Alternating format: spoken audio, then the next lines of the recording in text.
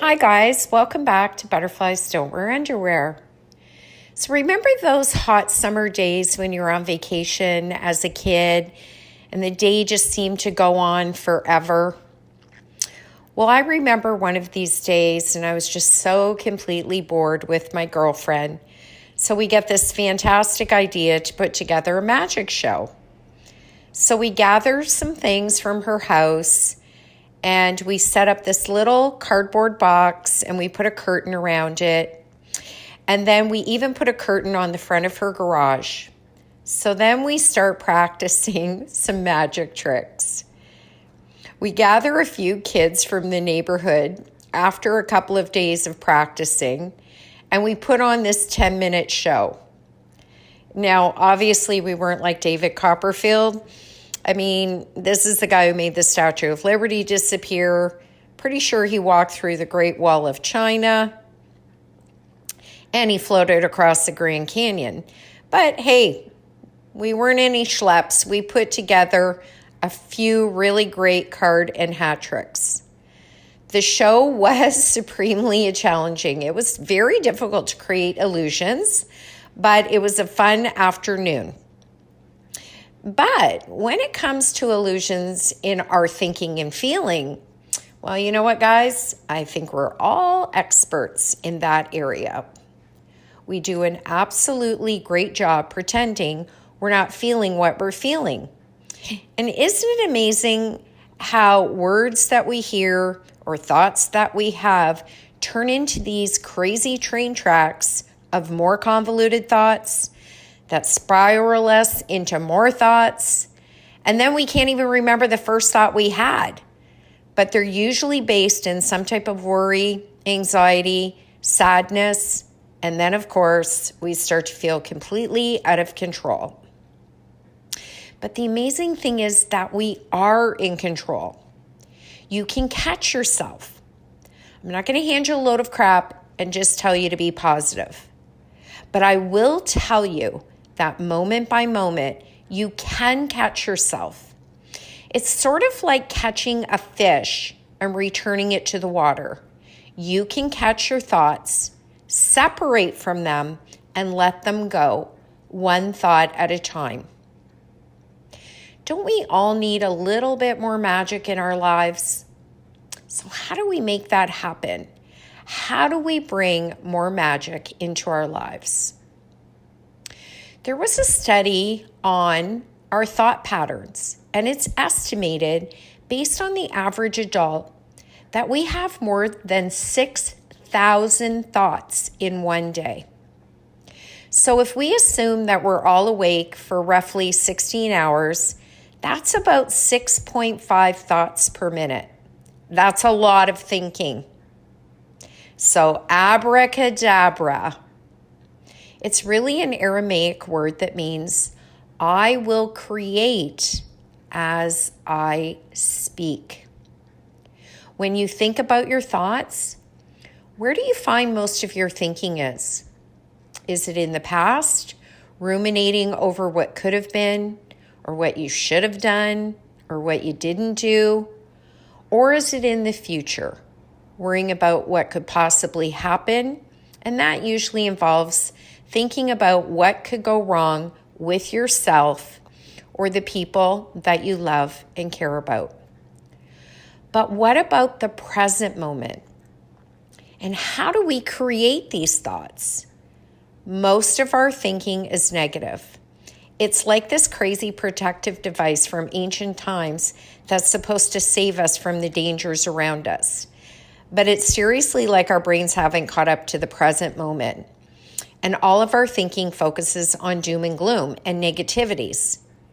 And all of these thoughts bring us tremendous grief, worry, stress, fear, anxiety, and oftentimes a deep-rooted sense of shame. Alan Wilson said, we have to realize that the past and the future are real illusions, that all we have exists in the present. It's all there is. Truthfully, guys, our thoughts create our reality. What's going on inside is always evident outside. in terms of our self-care or self-love in our relationships with other people. There's no such thing as an idle thought. What you think, you create. In 1985, Jim Carrey made an audacious decision. He wrote himself a $10 million check for acting services rendered, and he dated it 10 years in the future. He kept it in his wallet. Now, you can call it a coincidence, but in November 1995, Carrey found out that he was cast in the movie Dumb and Dumber for, you guessed it, $10 million. We have become so accustomed to living with our thoughts and the stories that we've created in our mind and in our heart that we just don't even think about really changing them. We've become habituated to fear and stress, worry and anxiety. We simply accept it as part of our lives. But we can change this. We have the power to change our thinking and our thoughts. And just the realization of that, well, isn't that incredibly empowering? Let's face it, you're at work, you can get 15 compliments, most of which you'll ignore or deflect. But if one person says one thing about something they thought you could improve on, that is the one thing you'll perseverate on the entire day. We all want to be acknowledged, valued, and appreciated. That's why when you're heading out for a fancy dinner or you're playing a sports game with your friends, you want to be told that you're doing a great job and that you look great. Everyone wants to feel validated. But what we seem to put on the back burner is that it has to start with ourselves. It has to come from within us. And our thoughts are exactly like our routines. We stick with the same way of doing things each and every day.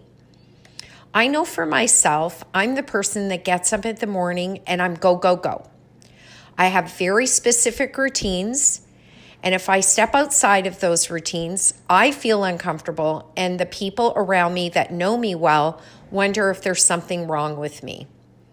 But this is me really trying to step outside my comfort zone and try to do things differently. Each of you guys knows that you have your own routines. Like I do the same things the same way each and every day, and I'm sure you do as well. But when this becomes a disadvantage is when it involves our negative thoughts and thinking.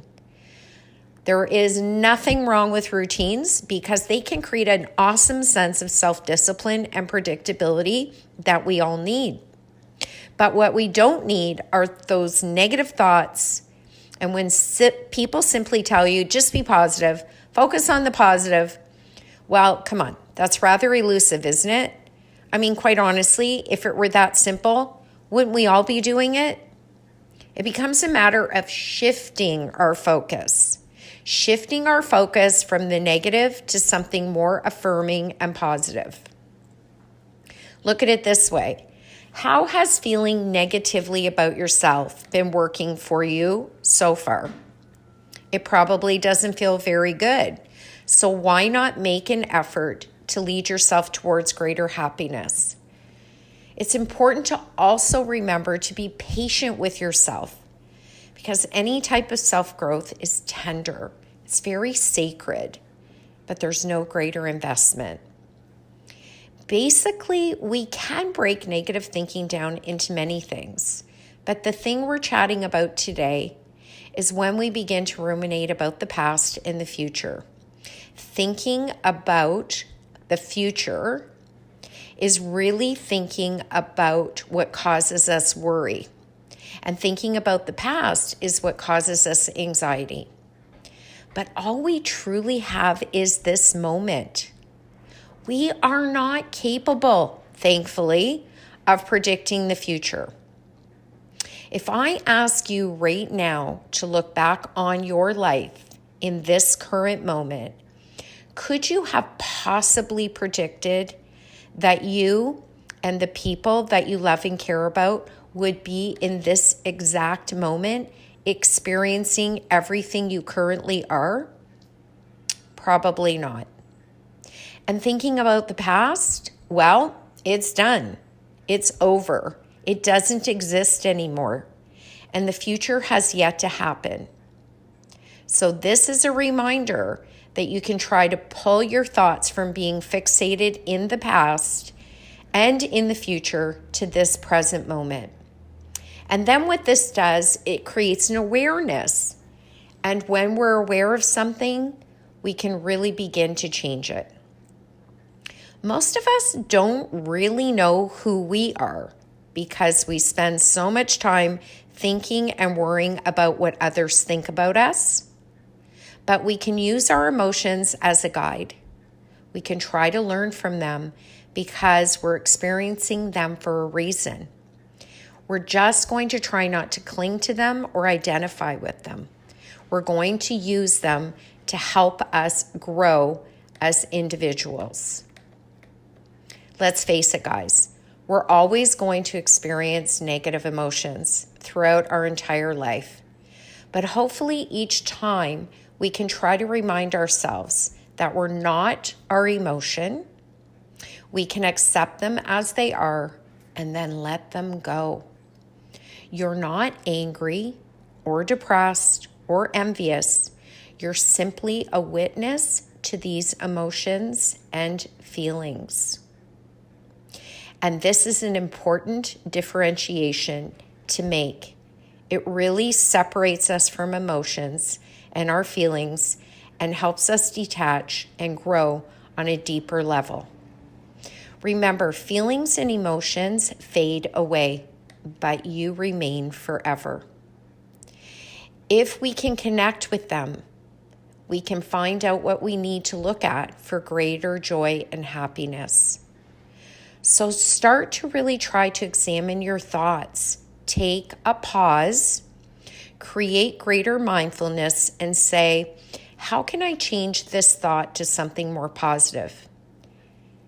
Seriously, we all know this feels really odd and uncomfortable because we're not used to doing it.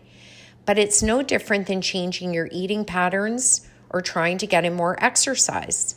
Whenever we start something new, it does make us uncomfortable. And it is difficult. So of course we want to give up. And it makes us feel uncomfortable, but this is worth the effort. So you can go within to experience greater joy, hope, and healing. So you can go without self-deprecating statements, worry, anxiety, and shame. And isn't that worth the effort?